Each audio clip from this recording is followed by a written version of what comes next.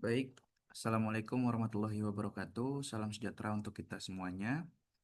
Kembali lagi di mata kuliah Fisika Bangunan, Program Studi Arsitektur Universitas Pembangunan Pancabudi dengan saya Faris Andra Syam sebagai dosen pengampu di mata kuliah ini. Dengan bahan pertemuan ke-13 ini kita membahas tentang akustik bangunan dan lingkungan.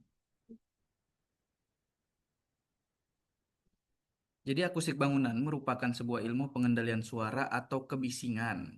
Jadi eh, bagaimana kita mengendalikan suara atau kebisingan pada bangunan, termasuk juga meminimalisasi bising dan transmisi dari suatu ruang ke ruang lainnya serta pengendalian karakteristik suara di dalam ruangan.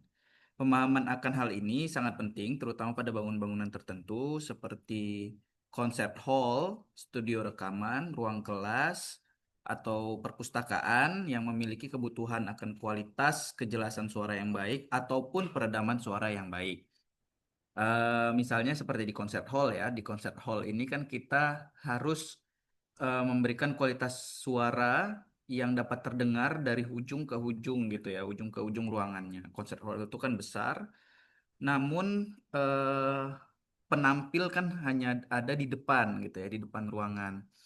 Nah, sehingga bagaimana caranya ya walaupun bisa menggunakan pengeras suara ya, bagaimana caranya di ruangan tersebut kalaupun tidak memakai pengeras suara itu suara dapat tersampaikan secara maksimal di dalam ruangan. Nah, selain itu, peredaman suara dari luar atau kebisingan dari luar ruangan, bagaimana caranya tidak dapat tembus gitu ya. Kita filter ya, filter suaranya agar tidak masuk ke dalam eh, ruangan yang kita desain gitu. Nah, dalam fisika ada istilah bunyi. Yang pertama ada bunyi, ada frekuensi dan tinggi nada, bunyi udara atau airborne sound, artinya bunyi yang merambat di udara gitu ya. Airborne sound. Airborne itu dibawa oleh udara gitu artinya ya. Airborne sound. Kemudian bunyi gatra atau bunyi benda, ada bunyi pukul, bunyi sentuh, bunyi kontak, bunyi injak, dan bunyi gangguan atau usikan. Nah, bunyi adalah sebuah gelombang mekanik yang merambat melalui medium seperti udara, air, atau benda padat. Jadi, bunyi itu ada karena objek atau sumber bunyi tersebut bergetar atau bergerak dengan cepat gitu ya. Jadi, adanya getaran dari sebuah benda itu menyebabkan bunyi. Bagaimana bunyinya bisa sampai ke pendengar gitu ya, pemirsa istilahnya, pemirsa bunyi itu dengan perantara udara. Jadi udara kita ini kan eh, punya apa ya istilahnya ya, punya molekul, gitu, molekul udara gitu. Jadi molekul udaranya menyampaikan berresonansi, getarannya sama dengan getaran sumber benda sumber suara tersebut. Sehingga dia bergetar, bergetar, bergetar menjadi sebuah gelombang, gelombang bunyinya sampai di telinga kita. Telinga kita punya gendang suara juga, sehingga getarannya itu juga dapat ditangkap oleh telinga kita. Jadi suaranya, bunyinya bisa sampai ke telinga kita. Nah, itu konsep bagaimana bunyi dapat dihantarkan oleh udara. Nah, ini adalah ilustrasinya. Jadi ilustrasi ini dapat kita lihat ya sumber suaranya menggetarkan udara ya molekul-molekul udaranya itu ada yang merenggang, menyempit, merenggang, menyempit, merenggang, menyempit itu menjadi sebuah gelombang. Jadi getarannya menjadi sebuah gelombang ya. Ini gelombang transversal istilahnya. Ada eh, frekuensi getarannya menjadi sebuah gelombang suara yang sampai ke telinga kita. Nah, Akustik ruangan dalam atau interior itu punya berapa istilah yang tadi nih saya sudah sebutkan ya. Nah, sifat-sifat bunyi bunyi ada asalnya ya. Bunyi pasti punya asal, punya sumber bunyinya atau sumber suara istilahnya ya. Ada perambatan dan ada kecepatan bunyi. Jadi eh, kita kalau mau mendengar, jadi bunyi itu punya kecepatan merambat gitu ya, melalui perambatan. Perambatan itu bisa dari udara, bisa dari benda cair ataupun air gitu ya. Bisa juga melalui benda padat gitu. Nah, benda yang paling mudah untuk menyampaikan suara gitu ya, itu adalah sebetulnya udara ya. Karena lebih mudah dia bergetar gitu. Molekulnya lebih ringan daripada benda-benda lainnya, benda cair dan benda padat. Gitu. Lalu ada namanya frekuensi, titik nada, warna nada, dan panjang gelombang. Nah, frekuensi ini sebetulnya satu gelombang ya. Menyatakan satu gelombang itu frekuensi. Biasanya satuannya hertz frekuensi ini. Nah, ada tekanan bunyi, ada intensitas bunyi, ada kekerasan. Nah, sumber-sumber bunyi dan daya akustik, keterarahan sumber-sumber bunyi. Jadi biasanya sumber-sumber bunyi itu ada arahnya gitu ya. Sumber-sumber bunyi. Lalu ada selubung. Selubung ini adalah untuk menahan bunyi agar tidak masuk ke dalam ruangan. Lalu ada bunyi dan jarak. Nah, bunyi dengan jarak ini ada hubungannya. Ketika kita em, mendekatkan aktivitas kita dari sumber bunyi atau sumber suara, maka eh, aktivitas tersebut akan lebih mudah untuk mendengar sumber bunyi, gitu ya. Jadi misalnya kita mau meredam kebisingan, hal pertama yang bisa kita lakukan adalah menjauhkan aktivitas dari sumber kebisingan, gitu ya, misalnya. Sehingga eh, frekuensi kebisingannya ketika sampai, jadi semakin, ya namanya getaran ya, getaran itu kan kalau dekat itu masih sangat, getarnya itu sangat kuat gitu ya, secara logika seperti itu. Tapi ketika dia sudah merambat jauh gitu ya, merambatnya jauh sampai eh, pada jarak tertentu, pasti getarannya hanya terdengar atau hanya terasa sedikit gitu ya. Jadi eh, ketika sampai misalnya kalau dia jauh dari sumber suara, maka getarannya sudah mulai lemah, maka bunyinya pun, suara yang terdengar pun akan semakin kecil gitu ya. Katakan ketika eh, katakanlah jalan raya gitu ya. Jalan raya misalnya kebisingannya 65 desibel misalnya gitu kan. Ketika kita hanya jarak 5 meter dari jalan rayanya, maka 65 desibel itu kita rasakan kebisingannya di telinga kita gitu ya. Tapi ketika kita jauhkan aktivitas atau ruang itu, katakanlah eh, ke 25 meter gitu, 25 meter dari jalan raya. Nah, itu sudah pasti bunyi yang terdengar itu tidak bising gitu ya, tidak terlalu bising. Apalagi kita letakkan di eh, jarak 25 meter itu benda-benda untuk meredam kebisingannya. Bisa jadi pohon atau tanaman, semak dan sebagainya untuk meredam kebisingan dari jalan raya. Nah, sehingga bangunan kita eh, tidak terpapar oleh kebisingan jalan raya tersebut.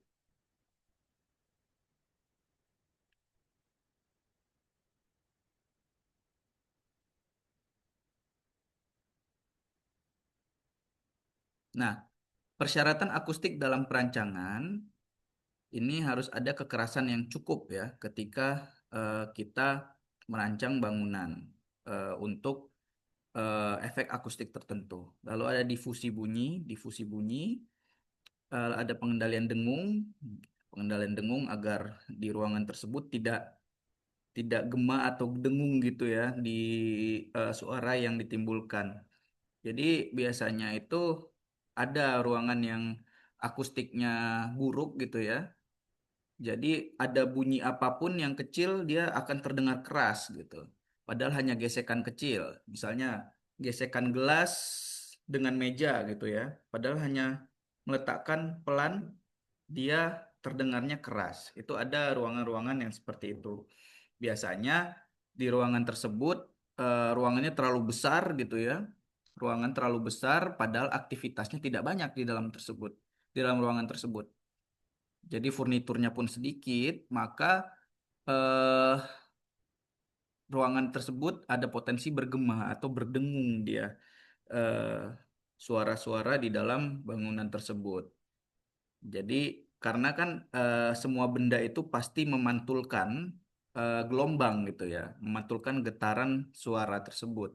Jadi ketika dia memantul satu sama lain, tidak ada yang meredam di dalam ruangan tersebut, maka bunyinya akan menggema di masing-masing sisi ruangan gitu ya. Berbeda dengan ruangan yang cukup luasannya atau panjang kali lebar kali tingginya itu cukup dan dengan furnitur di dalamnya itu cukup penuh gitu ya, maksudnya proporsional lah gitu ya, sehingga apabila ada suara dia terpantul dan terserap oleh benda furnitur yang ada di dalam ruangan tersebut gitu ya, sehingga memperkecil efek dengung tadi gitu. Berikutnya ada sistem penguat bunyi. Nah, sistem penguat bunyi ini adalah eh, penggunaan penguat bunyi yang utama komponen-komponen sistem dan sistem pengeras suara. Jadi ketika kita mendesain ruangan, ya kalau memang sudah terlalu besar gitu ya, kita harus membuat sistem penguat bunyinya gitu ya. Bisa dari apa? Bisa dari selubung gitu kan, selubung sehingga bunyi yang dari sumber suara itu bisa tersampaikan dari atas ke belakang gitu ya. Lalu ada menanggulangi gangguan bunyi dan getaran. Nah, biasanya ini yang seperti tadi ya, ada kebisingan gitu kan. Bagaimana menanggulangi gangguan kebisingan atau bunyi dan getaran ini. Nah, ketika ada bising gitu ya, kita harus membuat masking atau penyelimutan. Nah, tadi ya, selain kita jauhkan eh, si ruangan kita ataupun bangunan kita dari sumber kebisingan, kita bisa membuat selubung untuk eh, ruangan kita gitu ya. Selubung tersebut bisa aja kayak peredam suara gitu ya, akustik panel sehingga bunyi atau bising itu tidak tidak masuk secara total ke dalam ruangan. Dia ditahan atau diredam oleh panel akustik. Jadi dia lebih maksimal dalam meredam suaranya.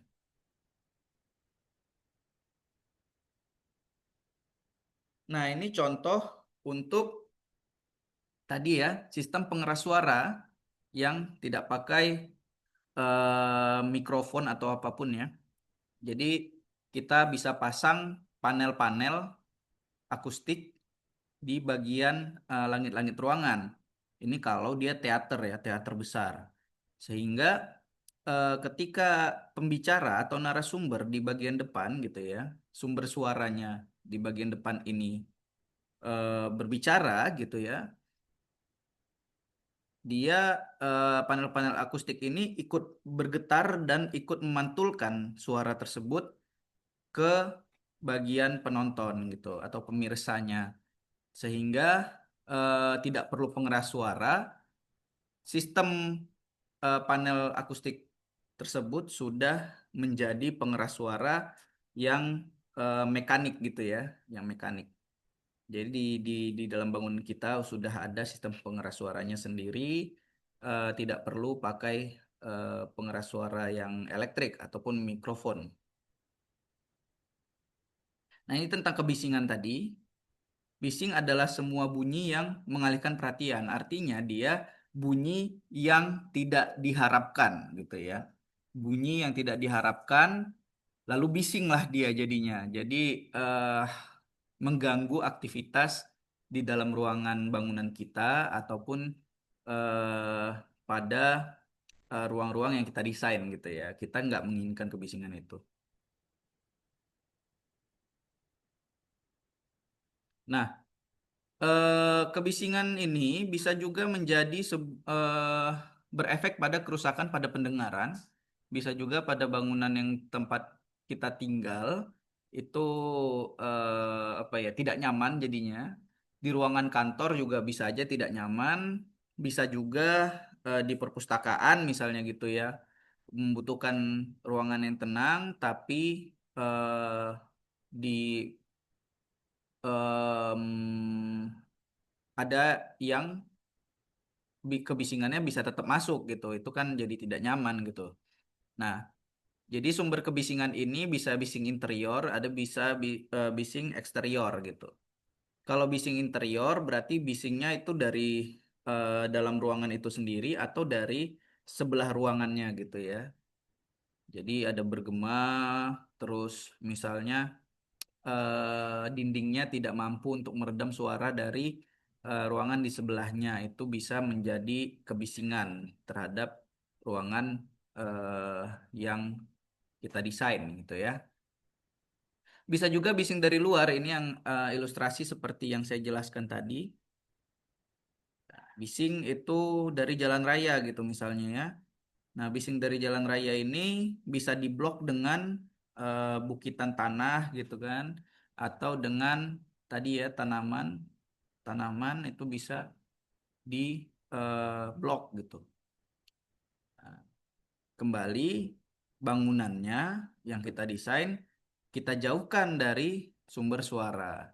Kalau dia dekat dengan sumber suara, mau tidak mau kita harus pakai peng apa namanya peredam yang masif gitu ya. Peredam yang masif bisa jadi ada dinding gitu ya, dinding peredam suara dan sebagainya. Nah, ini ada pengendalian kebisingan, ya penekanan bising di sumbernya itu bisa juga. Lalu ada perencanaan kota tadi ya, kita jauhkan aktivitas dari jalan raya gitu misalnya atau dari sumber kebisingan. Maka kita harus merancang misalnya permukiman itu jangan dekat dengan jalan tol misalnya atau jangan dekat dengan jalur kereta api misalnya yang sumber kebisingan atau jangan dekat dengan pabrik gitu. Jadi apa ya permukimannya bisa lebih tenang, tidak terganggu dengan kebisingan. Yang pertama itu. Yang kedua, antara jalan raya atau sumber kebisingan atau pabrik yang tadi ya semuanya itu kita blok dengan ada misalnya bukit-bukitan kecil gitu ya ataupun dikombinasi dengan tanaman sehingga bunyi atau kebisingan tersebut bisa diredam gitu kan terhadap bangunan yang kita desain. Nah, ini adalah satu contoh lainnya. Ini di ruang teater tadi ya. Di ruang teater, bagaimana kita bisa membuat efek akustik di dalam ruangan. Baik, demikian eh, bahan kuliah kali ini, pertemuan ke-13. Silakan dilanjutkan untuk belajar mandirinya bisa melalui modul yang sudah saya upload dan juga materi-materi ajar yang sudah saya upload. Terima kasih. eh, Selamat belajar. Assalamualaikum warahmatullahi wabarakatuh.